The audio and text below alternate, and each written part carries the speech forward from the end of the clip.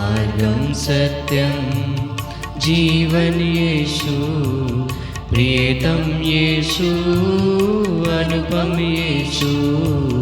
मार्गं सत्यं जीवन यीशु, प्रियतम यीशु, अनुपम यीशु। सबको जय यीशु की। आज की रोटी कार्यक्रम के द्वारा ईश्वर का जीवंत वचनों को सुनने के लिए मैं आप सभी लोगों का हार्दिक स्वागत करता हूं। आज के पहला पाठ नबी दानियल के ग्रंथ से लिया गया है। इसमें सुंदर एक उदाहरण हमारे सम्मुख रखा गया है।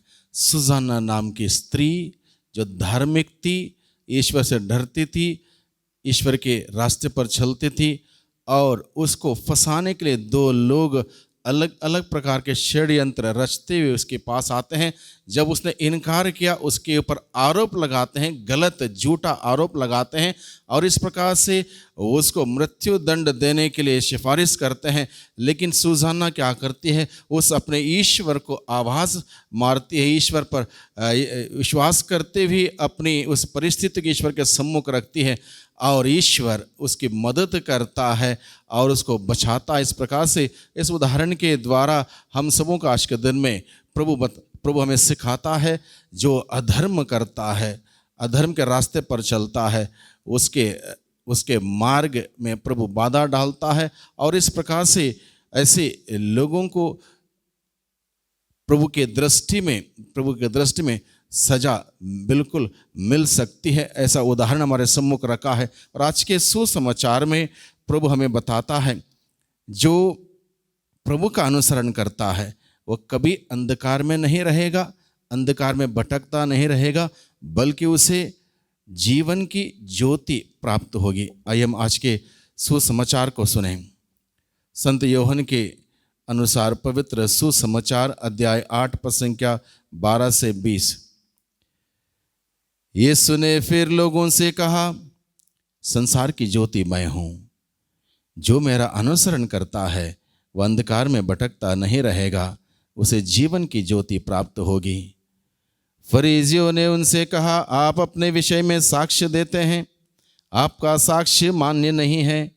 यीशु ने उत्तर दिया, मैं अपने विषय में साक्ष्य देता हूँ, फिर भी मेरा साक्ष्य मान्य है, क्योंकि मैं यह जानता हूँ कि मैं कहाँ से आया हूँ और कहाँ जा रहा हूँ, परंतु तुम लोग नहीं जानते कि मैं कहाँ से आया हूँ और कहाँ जा रहा हूँ। तुम मनुष्यों की दृष्टि से न्याय करते हो, मैं किसी का न्याय नहीं करता। यदि न्याय भी करूँ तो मेरा निर्णय सही होगा, क्योंकि मैं अकेला नहीं हूँ, जिसने मुझे भेजा है वह मेरे साथ है। तुम लोगों की संहिता में लिखा है कि 2 व्यक्तियों का साक्ष्य मान्य है। मैं अपने विषय में साक्ष्य देता हूँ, और पिता भी जिसने मुझे भेजा है मेरे विषय में साक्ष्य देता है। इस पर उन्होंने यीशु से कहा, कहाँ है आपका वह पिता? उन्होंने उत्तर दिया, तुम लोग ना तो मुझे जानते हो और ना मेरे पिता को। यदि तुम मुझे जानते तो मेरे पिता को भी जान जाते। यीशु ने मंदिर में शिक्षा देते हुए यह सब खजाने के पास कहा। किसी ने उन्हें गिरफ्तार नहीं किया, क्योंकि अब तक उनका समय नहीं आया था। प्रभु का सुसमाचार। प्रभु क्रिस्त में प्यारे भाइयों बहनों, प्रभु का वचन हम लोगों ने सुना। आज के पहले पाठ और सुसमाचार का सारांश लगभग एक ही है। जो प्रभु में है, प्रभु में विश्वास करता है, प्रभु पर विश्वास करते जीवन व्यतीत करता है, वह उस ज्योति में है, उस सच्चाई में है, उस धार्मिकता में है। जो प्रभु में नहीं है वो सच्चाई को ना ही जानता है, ना ही उसको पहचानता है। और वही बात आज के पहले पाठ में हम देखते हैं। लोग अंधकार से संचालित थे, अंधकार के कार्यों को करना चाहते थे, लेकिन सुजाना जो प्रभु के ज्योति में जीती थी, उस सत्य में जीती थी, वो सत्य उसको आज़ाद कर देता है। उस अंधकार उसके ऊपर हावी नहीं होने देता, क्योंकि उसने सच्चे ईश्वर पर भरोसा रखा था, उसमें विश्वास करती थी, और वो ईश्वर उसकी मदद करता है। और सुसमाचार में प्रभु कहता है, संसार की ज्योति मैं हूँ, जो मेरा अनुसरण करता है वह अंधकार में भटकता नहीं रहेगा। जो प्रभु यीशु में विश्वास करता है उसके जीवन में कभी भी किसी भी प्रकार का अंधकार हावी नहीं हो सकता।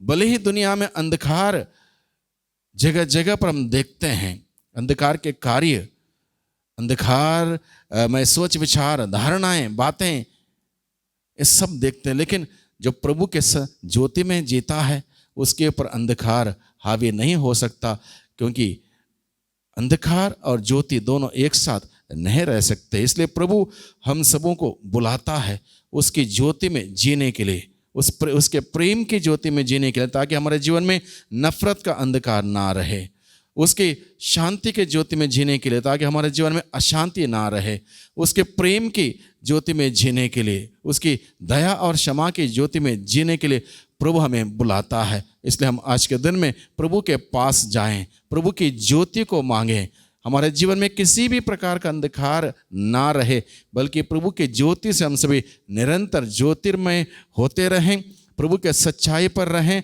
सच्चाई पर जिएं, और प्रभु हमें निरंतर आज़ाद कर देगा, निरंतर हमारे जीवन में वो प्रकाश बनाए रखेगा, जिसके वजह से हम कभी भी ठोकर नहीं खाएंगे, अंधकार में नहीं जाएंगे, बल्कि प्रभु के जीवन में ज्योति में रहते हुए उस सुंदर आनंद और खुशियों का जीवन जीते रहेंगे। वही प्रभु हमारी मदद करें। पिता, पुत्र और पवित्र आत्मा के नाम पर आमीन।